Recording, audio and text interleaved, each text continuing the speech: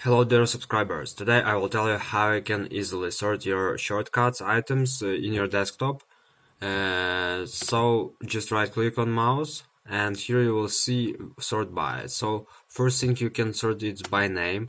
So you can see it's also sort by name. Second variant, you can also sort your items by size.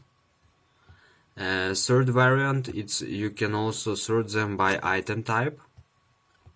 So it can be exe files, folders, or some different extensions of files, and just maybe some documents or different things.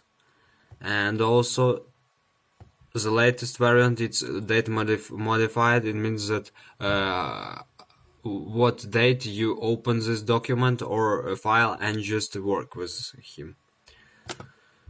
So that's all things you can also sort by your items on your desktop. So thanks for watching, have a nice day, subscribe to my channel, click like, and goodbye.